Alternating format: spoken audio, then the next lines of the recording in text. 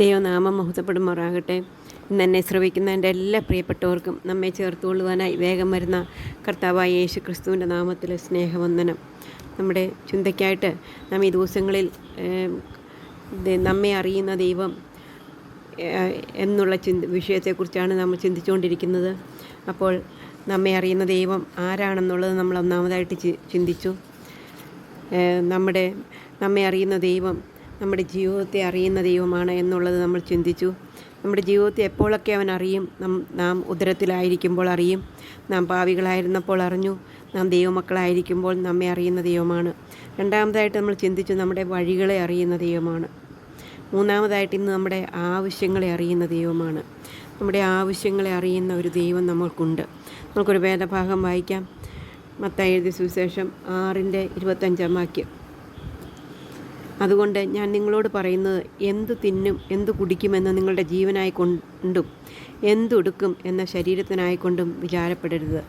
നമ്മുടെ ഓരോരുത്തരുടെ ആവശ്യങ്ങളെ അറിയുന്ന കർത്താവ് നമ്മളോട് പറയുകയാണ്, നാം വിചാരപ്പെടേണ്ട ആവശ്യമില്ല. കാരണം എന്താണെന്ന് വെച്ചാൽ, ഈ ലോകത്തിൽ നമ്മൾ സാധാരണയായിട്ട് വിചാരപ്പെടുന്നത് എന്തു തിന്നും, എന്തു കുടിക്കും, എന്തുടുക്കും, എവിടെ ജീവിക്കും. അതാണ് നമ്മുടെ ആവശ്യങ്ങൾ. ഒരു മനുഷ്യൻ്റെ ആവശ്യം അതാണ്. ആ ആവശ്യത്തോടുള്ള ബന്ധത്തിലാണ് ബാക്കി എല്ലാ കാര്യങ്ങളും വരുന്നത്. അപ്പോൾ ആ ഒരു ആവശ്യത്തിനായിട്ട്, മനുഷ്യൻ്റെ ശരീരത്തിൻ്റെ ആവശ്യത്തിനായിട്ട് നാം വ്യാകുലപ്പെടുകയും വിചാരപ്പെടുകയും കഠിനാധ്വാനം ചെയ്യുകയും ഒക്കെ ചെയ്യുന്നുണ്ട്. അപ്പോൾ അവരോട് കർത്താവ് പറയുകയാണ്, നിങ്ങൾ വിചാരപ്പെടേണ്ട. എന്തുകൊണ്ടാണ് അങ്ങനെ വിചാരപ്പെടേണ്ട എന്ന് കർത്താവ് പറയുന്നതിൻ്റെ ഒരു ഉദാഹരണം ദൈവത്തിൻ്റെ വചനത്തിൽ പറയുന്നുണ്ട്. നിങ്ങൾ ആകാശത്തിലെ പറവുകളെ ഒന്ന് നോക്കുവിൻ. ആ പറവുകൾ വിതയ്ക്കുന്നില്ല, കൊയ്യുന്നില്ല, കളപ്പുരയിൽ കൂട്ടിവെക്കുന്നതുമില്ല.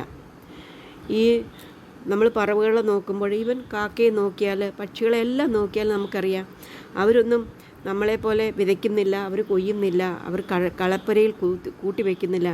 എന്നാലും കാക്ക കുഞ്ഞുങ്ങൾക്കും അതാതിൻ്റെ സമയത്ത് അതാതിൻ്റെ ഭക്ഷണം കൊടുക്കുന്നതാണ് കർത്താവ് എന്ന് നമുക്ക് മനസ്സിലാക്കുവാനായിട്ട് സാധിക്കും. അതുപോലെ തന്നെ ഇവിടെ പറഞ്ഞിരിക്കുന്നത്, ഈ പറവുകൾക്കും അതാതിൻ്റെ സമയത്ത് കർത്താവ് അവർക്ക് കൊടുത്ത് അവയെ പുലർത്തുന്നവനാണ്.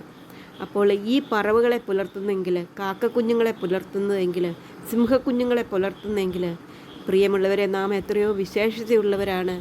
നമ്മെ പുലർത്തുവാൻ അവൻ മതിയായവനല്ലേ? അപ്പോൾ നമുക്ക് പിന്നെ ഭയപ്പെടേണ്ടതായിട്ടോ ഭാരപ്പെടേണ്ടതായിട്ടോ ആവശ്യമില്ല എന്ന് ദൈവത്തിൻ്റെ വചനം വ്യക്തമായിട്ട് പറയുന്നു. നാം ശരീരത്തെക്കുറിച്ചും നമ്മുടെ എന്തുടുക്കും, എങ്ങനെ ഉടുക്കും, മറ്റുള്ളവരുടെ മുമ്പിൽ എൻ്റെ ഇതൊക്കെയാകുമെന്ന് നമ്മൾ പലപ്പോഴും ചിന്തിക്കാറുണ്ട്. എന്നാൽ ഇവിടെ കർത്താവ് പറയുകയാണ്, എന്തുകൊണ്ട് നാം അതിനെക്കുറിച്ചും വിചാരപ്പെടേണ്ട ആവശ്യമില്ല. നമ്മൾ വയലിലെ താമര ഒന്ന് നോക്കുവിൻ. അവ അധ്വാനിക്കുന്നില്ല, നൂൽക്കുന്നില്ല. എന്നാൽ ശലോമോൻ പോലും തൻ്റെ സർവ്വമഹത്വത്തിലും ഇവയിൽ ഒന്നിനോളം ചമഞ്ഞിരുന്നില്ല എന്ന് ഞാൻ നിങ്ങളോട് പറയുന്നു. നമുക്കറിയാം, നമ്മൾ ഈ ആ ചെടികളെ ഒന്ന് നോക്കിയാൽ, ഇപ്പോൾ താമരയെ ഒന്ന് നോക്കിയാൽ, ഒരു റോസാപ്പൂവിനെ നോക്കിയാൽ, ഒരു മുല്ലപ്പൂവിനെ നോക്കിയാൽ, ചെത്തിപ്പൂവിനെ നോക്കിയാൽ, അങ്ങനെ ഈ ലോകത്തിലുള്ള അനേക പൂക്കൾ നമ്മളൊന്നെടുത്ത് നോക്കിയാൽ, കൊച്ചു കൊച്ചു പൂക്കൾ, ബന്ദിപ്പൂവ്, അതിൻ്റെ മനോഹരിത, അതിൻ്റെ ഷേപ്പ്, അതിന് ദൈവം കൊടുത്തിരിക്കുന്നതായിട്ടുള്ള അതിൻ്റേതായിട്ടുള്ള മണം, ഇതൊക്കെ എത്രയോ മനോഹരമാണ് എന്നുള്ളത് നമുക്ക് മനസ്സിലാക്കുവാനായിട്ട് സാധിക്കും. ഇവിടെ കർത്താവ് പറയുന്നത്, ശലോമോൻ തൻ്റെ സകല മഹത്വത്തിലും ഈ ഒരു താമരയെ പോലെ വയലിലാണ് നിൽക്കുന്നത്. അത് ഇന്ന് മുളച്ചു വരുന്നു, നാളെ വാടുന്നതാണ്. എന്നാൽ അവയെ ദൈവം ചമയിക്കുന്നു, അവയെ ദൈവം നിലനിർത്തുന്നു. എങ്കിൽ കർത്താവ് ചോദിക്കുകയാണ്, ഇന്നുള്ളതും നാളെ അടുപ്പിലിടുന്നതുമായ വയലിലെ പുല്ലിനെ ദൈവം ഇങ്ങനെ ചമയിക്കുന്നെങ്കിൽ, പ്രിയ വിശ്വാസികളെ, നമ്മളെ എത്ര അധികമായിട്ട് അവൻ നടത്തും, പോഷിപ്പിക്കും, നമുക്ക് വേണ്ടിയതെല്ലാം തരും. അതുകൊണ്ട് നമ്മുടെ ജീവിതത്തിൽ നാം എന്ത് തിന്നും, എന്ത് കുടിക്കും, എന്ത് ഉടുക്കും, എവിടെ താമസിക്കും, എങ്ങനെ ജീവിക്കും എന്നുള്ളതിനെക്കുറിച്ച് നാം വിചാരപ്പെടേണ്ട ആവശ്യമല്ല. ഈ ലോകത്തിലെ മനുഷ്യർ, ജാതികൾ, ദൈവം അറിയാത്തവർ ഇതിനെക്കുറിച്ചൊക്കെ വിചാരപ്പെടും. കാരണം അവർക്കറിയത്തില്ല കർത്താവ് അവരെ പുലർത്തുന്നു, അവർക്ക് വേണ്ടി കരുതുന്നു, അവർക്ക് വേണ്ടി സ്വരൂപിച്ച് വയ്ക്കുന്നു എന്നുള്ളത്. ഈ ജാതികളായ ദൈവത്തെ അറിയാത്തവരെ മനുഷ്യരെക്കുറിച്ച് അവർക്കറിയത്തില്ല. എന്നാൽ ദൈവത്തെ അറിഞ്ഞവരെ സംബന്ധിച്ചിടത്തോളം, ദൈവമക്കളായിട്ട് തീർന്നവരെ സംബന്ധിച്ചിടത്തോളം നാം എത്രയോ എത്രയോ ദൈവത്തോട് നന്ദിയുള്ളവരായിട്ട് ഇരിക്കേണ്ടതാണ്.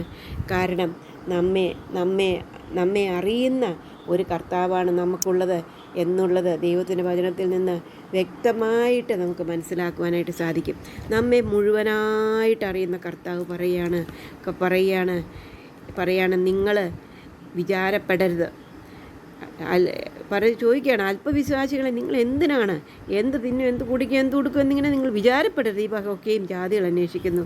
സ്വർഗസ്നായ നിങ്ങളുടെ പിതാവ് ഇതൊക്കെയും നിങ്ങൾക്ക് ആവശ്യമെന്ന് അറിയുന്നുവല്ലോ.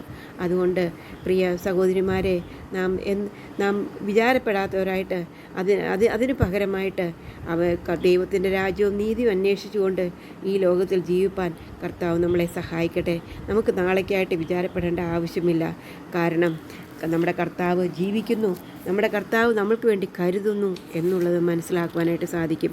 അമേരിക്കയിലുള്ള ഫ്ലോറിഡ എന്ന സ്ഥലത്ത് ജനിച്ചു വളർന്ന ഡോൺ ഹെല്ലർ അവൾക്കുണ്ടായിരുന്ന ഉന്നത ജോലി വിട്ട് ടിബറ്റിൽ സുവിശേഷ വേലയ്ക്കായി പോകുവാൻ തീരുമാനിച്ചു. പലരും അവളുടെ കൂട്ടുകാരും അവളെ അതിൽ നിന്ന് പിന്തിരിപ്പിക്കുവാൻ നോക്കി. പക്ഷേ അവൾ ടിബറ്റിലേക്ക് തന്നെ പോയി. അവിടെ വളരെ കഷ്ടതയോടു കൂടിയാണെങ്കിലും പ്രവർത്തിക്കുവാൻ ദൈവം അവളെ സഹായിച്ചു. അനേകർ കർത്താവിൻ്റെ മക്കളായിട്ട് തീർന്നു. അങ്ങനെ ഇരിക്കെ ഒരു ദിവസം 20 കിലോമീറ്റർ അകലെയുള്ള ഗ്രാമത്തിൽ ഒരു രോഗിയെ ശുശ്രൂഷിക്കുവാൻ അവളെ വിളിച്ചു. ആ ഗ്രാമത്തിലേക്ക് നടന്നു പോകണമായിരുന്നു. അന്ന് കാറോ ബൈക്കോ സൈക്കിളോ ബസ്സുകളോ ഒന്നും ഉണ്ടായിരുന്നില്ല. എന്നാൽ അവൾക്ക് നടന്നു തന്നെ പോകണം. അവൾ ഉന്നത ജോലി ഉണ്ടായിരുന്ന ഒരു പെൺകുട്ടിയാണ്. അവിടെ അവൾക്കെല്ലാം ഉണ്ടായിരുന്നു. എന്നാൽ ടിബറ്റിൽ അവൾക്കൊന്നുമില്ലാത്തൊരവസ്ഥയിലായിരുന്നു. അപ്പോൾ അവൾക്ക് നടന്നു പോകണം. അവൾ നോക്കിയപ്പോൾ നടന്നു പോകണം എന്നുള്ളത് തന്നെയല്ല, അവളുടെ കയ്യിൽ ആകെ ഒരു റൊട്ടി മാത്രമുണ്ട്. പക്ഷേ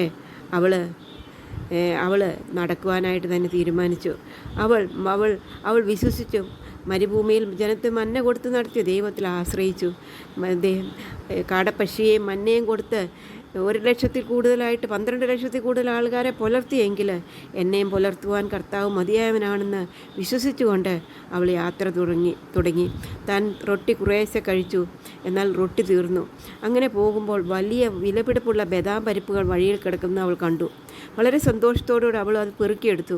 അങ്ങനെ നടക്കുമ്പോൾ അവൾക്കറിയാമായിരുന്നു ബദാമിനെ കുറിച്ചുള്ള ഇത്. അവളത് തിന്നുകൊണ്ട് പയ്യെ നടക്കുകയാണ്. നല്ല ബദാമാണ്. അങ്ങനെ നടക്കുമ്പോൾ ഒരു മനുഷ്യൻ വലിയൊരു ചാക്കും കൊണ്ട് മുന്നിൽ പോകുന്നു. അവൾ നോക്കിയപ്പോൾ ആ ചാക്കിൽ ഒരു ചെറിയ ദ്വാരമുണ്ടായിരുന്നു. ആ ദ്വാരത്തിൽ കൂടിയാണ് ബദാം പരിപ്പുകൾ വീണുകൊണ്ട് ഇരുന്നെന്ന് അവൾ മനസ്സിലാക്കി. ഡോണ അവൾക്ക് മനസ്സിലായി ഇത് ഇങ്ങനെ പോകാൻ പാടില്ലല്ലോ എന്ന് മനസ്സിലാക്കിക്കൊണ്ട് അവൾ കൈകൊട്ടി അദ്ദേഹത്തെ ഒച്ചത്തിൽ വിളിച്ച് ഓടി അദ്ദേഹത്തിൻ്റെ അടുക്ക് എത്തുവാനായിട്ട് ശ്രമിച്ചു. പക്ഷേ ഈ ഗ്രാമത്തിലേക്കുള്ള വഴി വളരെ വിജനമായിട്ടുള്ള വഴിയാണല്ലോ. അതുകൊണ്ട് മരുഭൂമി പോലെയുള്ള വഴിയാണല്ലോ. അതുകൊണ്ട് അദ്ദേഹം വളരെ സ്പീഡിൽ തന്നെ നടന്നു പോയി.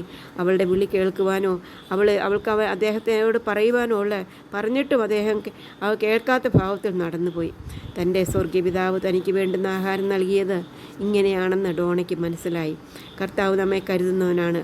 ഏലിയാവിനെ കാക്കയിൽ കൂടി അപ്പവും ഇറച്ചിയും കൊടുത്ത ദൈവം ഇന്നും ജീവിക്കുന്നു എന്നും ഡോണയ്ക്ക് അപ്പോൾ മനസ്സിലായി. അവൾ ദൈവത്തെ സ്തുതിച്ചു. പ്രിയ സഹോദരിമാരെ, നാമും നമ്മുടെ ജീവിതത്തിൽ നമുക്ക് വേണ്ടി ജീവിക്കുന്ന ഒരു കർത്താവുണ്ടെന്ന് മനസ്സിലാക്കിക്കൊണ്ട് എന്ത് തിന്നും എന്ത് കുടിക്കും എന്ത് ഉടുക്കും എവിടെ ജീവിക്കും എന്നുള്ളതിനെക്കുറിച്ച് ഭാരപ്പെടാതെ നമ്മുടെ ഭാരം ചുമക്കുന്ന കർത്താവിൽ ആശ്രയിച്ചുകൊണ്ട് മുമ്പേ അവൻ്റെ രാജ്യവും നീതി അന്വേഷിച്ചുകൊണ്ട് ജീവിപ്പാൻ കർത്താവ് നമ്മളെ സഹായിക്കട്ടെ. അവൻ്റെ വലിയ നാമം മഹത്വപ്പെടുമാറാകട്ടെ.